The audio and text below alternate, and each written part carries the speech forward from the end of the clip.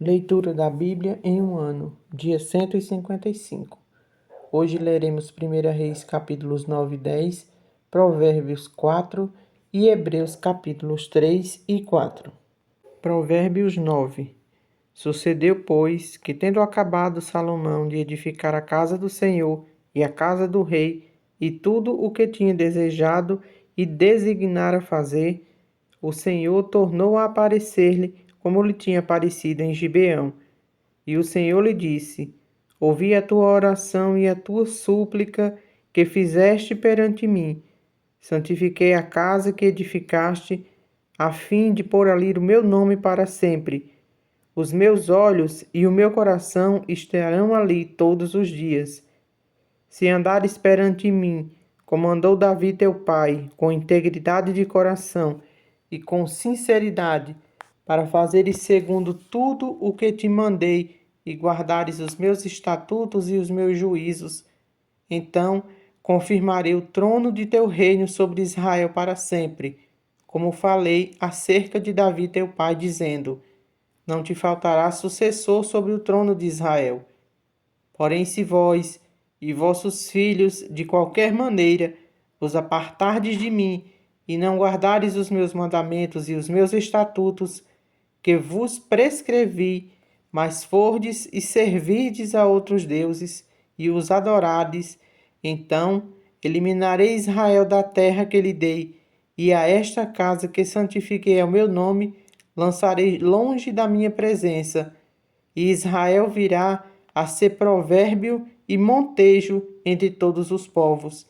E desta casa, agora tão exaltada, todo aquele que por ela passar, pasmará e assobiará e dizer: por que procedeu o Senhor assim com esta terra e esta casa? Responder-se-lhe-á: porque deixaram o Senhor seu Deus, que tirou da terra do Egito os seus pais, e se apegaram a outros deuses, e os adoraram e os serviram. Por isso, trouxe o Senhor sobre eles este mal. Ao fim de 20 anos, terminara Salomão as duas casas, a casa do Senhor e a casa do rei. Ora, como Irão, rei de Tiro, trouxera a Salomão madeira de cedro e de cipreste e ouro, segundo todo o seu desejo, este lhe deu 20 cidades na terra da Galileia. Saiu Irão de Tiro a ver as cidades que Salomão lhe dera, porém não lhe agradaram, pelo que disse: que cidades são estas que me deste, irmão meu? E lhe chamaram Terra de Cabul até hoje. Irão tinha enviado ao rei 120 talentos de ouro. A razão por que Salomão impôs o trabalho forçado é esta: edificar a casa do Senhor e a sua própria casa, e Milo e o muro de Jerusalém, como também Azor e Megido e Gezer. Porque Faraó, rei do Egito, subira e tomara a Gezer, e a queimara e matara os cananeus que moravam nela, e com ela dotara a sua filha, mulher de Salomão. Assim edificou Salomão Gezer, Bet-Horon, a baixa Baalate, Tadmor, no deserto daquela terra. Todas as cidades armazéns que Salomão tinha, as cidades para os carros, as cidades para os cavalheiros, e o que desejou, enfim, edificar em Jerusalém, no Líbano e em toda a terra do seu domínio. Quanto todo o povo que restou dos amorreus, heteus, ferezeus, heveus e jebuseus, e que não eram dos filhos de Israel, a seus filhos que restaram depois deles na terra, os quais os filhos de Israel não puderam destruir totalmente, a estes fez Salomão trabalhadores forçados até hoje. Porém, dos filhos de Israel não fez Salomão escravo algum. Eram homens de guerra, e os seus oficiais, e os seus príncipes, e os seus capitães, e chefes dos seus carros e dos seus cavalerianos. Os principais oficiais que estavam sobre a obra de Salomão eram 550. Tinham estes a seu cargo o povo que trabalhava na obra, Subiu, porém, a filha de Faraó da cidade de Davi à sua casa, que Salomão lhe edificara. Então edificou a Milo. Oferecia Salomão 3 vezes por ano holocaustos e sacrifícios pacíficos sobre o altar que edificara ao Senhor, e queimava incenso sobre o altar perante o Senhor. Assim acabou ele a casa. Fez o rei Salomão também naus em Ezion-Geber, que está junto a Elate, na praia do Mar Vermelho, na terra de Edom. Mandou Irão com aquelas naus os seus servos marinheiros, conhecedores do mar, com servos de Salomão. Chegaram a Ofir e tomaram de lá 420 talentos de ouro que trouxeram ao rei Salomão. 1 Reis 10. Tendo a rainha de Sabá ouvido a fama de Salomão com respeito ao nome do Senhor, veio prová-lo com perguntas difíceis. Chegou a Jerusalém com muito grande comitiva, com camelos carregados de especiarias e muitíssimo ouro e pedras preciosas. Compareceu perante Salomão e lhe expôs tudo quanto trazia em sua mente. Salomão lhe deu resposta a todas as perguntas, e nada lhe houve profundo demais que não pudesse explicar. Vendo, pois, a rainha de Sabá toda a sabedoria de Salomão, e a casa que edificara, e a comida da sua mesa, e o lugar dos seus oficiais, e os serviços dos seus criados, e os trajes deles, e os seus copeiros, e o holocausto que oferecia na casa do Senhor, ficou como fora de si, e disse ao rei: Foi verdade a palavra que a teu respeito ouvi na minha terra, e a respeito da tua sabedoria. Eu, contudo, não cria naquelas palavras, até que vim e vi com meus próprios olhos. Eis que não me contaram a metade. Sobrepujas em sabedoria e prosperidade a fama que ouvi. Felizes os teus homens, felizes estes teus servos que estão sempre diante de ti e que ouvem a tua sabedoria. Bendito seja o Senhor teu Deus, que se agradou de ti, para te colocar no trono de Israel. É porque o Senhor ama a Israel para sempre, que te constituiu rei, para executares juízo e justiça. Deu ela ao rei 120 talentos de ouro e muitíssimas especiarias e pedras preciosas. Nunca mais veio especiaria em tanta abundância como o que a rainha de Sabá ofereceu ao rei Salomão. Também as naus de Irão, que de Ofir transportavam ouro, traziam de lá grande quantidade de madeira de sândalo e pedras preciosas. Desta madeira de sândalo fez o rei balaústres para a casa do Senhor e para a casa real, como também harpas e alaúdes para os cantores.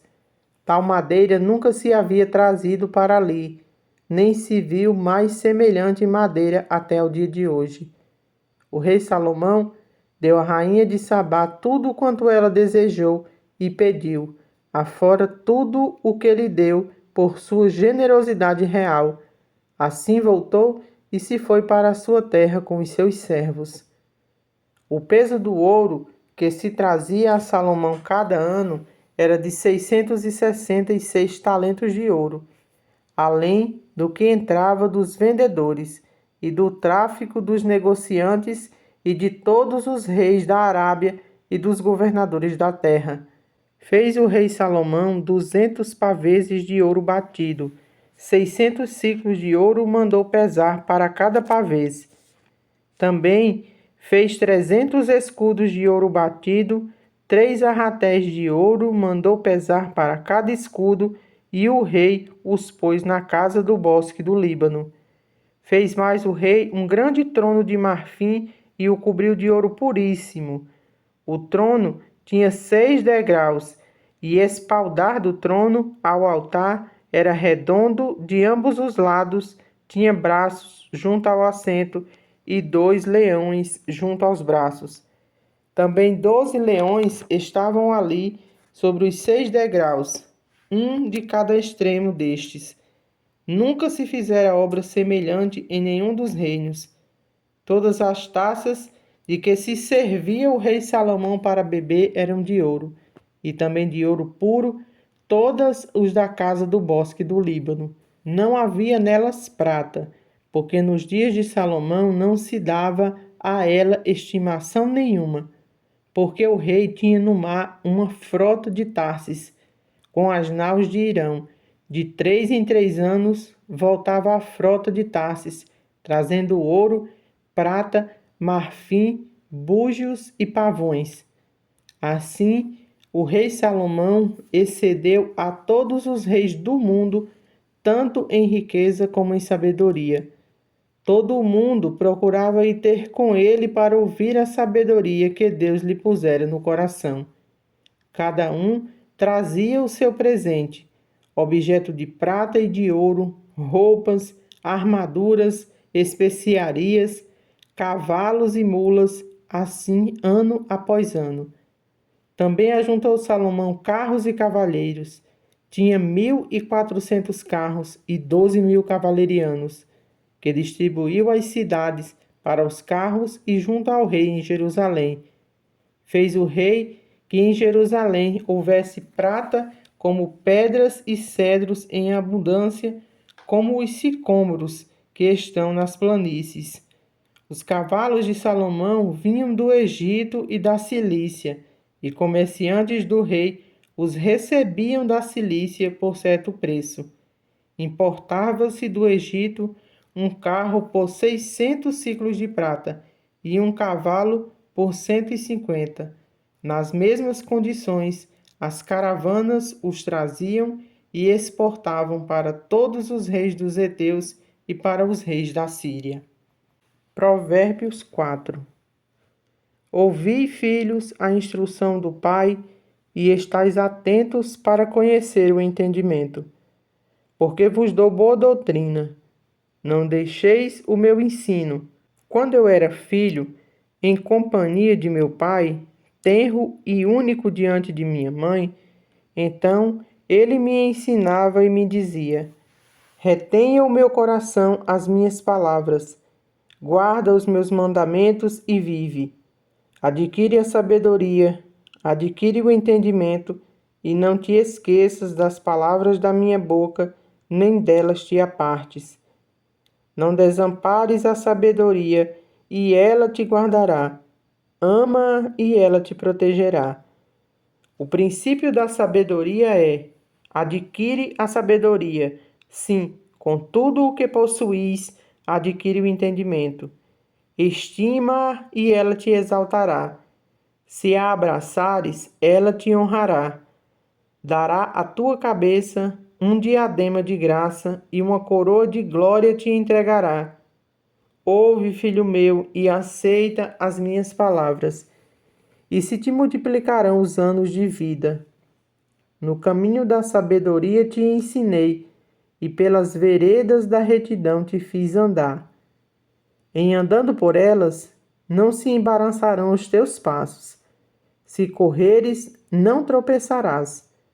Retém a instrução e não a largues. Guarda, porque ela é a tua vida. Não entres na vereda dos perversos, nem siga pelo caminho dos maus. Evita-o, não passes por ele. Desvia-te dele e passa de largo, pois não dormem se não fizerem mal, e foge deles o sono se não fizeres tropeçar alguém, porque comem o pão da impiedade e bebem o vinho das violências. Mas a vereda dos justos é como a luz da aurora, que vai brilhando mais e mais até ser dia perfeito. O caminho dos perversos é como a escuridão, nem sabe eles em que tropeçam. Filho meu, atenta para as minhas palavras, aos meus ensinamentos, inclina os ouvidos. Não os deixeis apartar dos teus olhos, guarda-os no mais íntimo do teu coração, porque são vida para quem os acha e saúde para o seu corpo. Sobre tudo o que se deve guardar, guarda o coração, porque dele procedem as fontes da vida. Desvia-te de ti a falsidade da boca e afasta de ti as perversidades dos lábios. Os teus olhos olhem direito e as tuas pálpebras diretamente diante de ti. Pondera a vereda de teus pés e todos os teus caminhos sejam retos. Não declines nem para a direita e nem para a esquerda. Retira o teu pé do mal. Hebreus 3.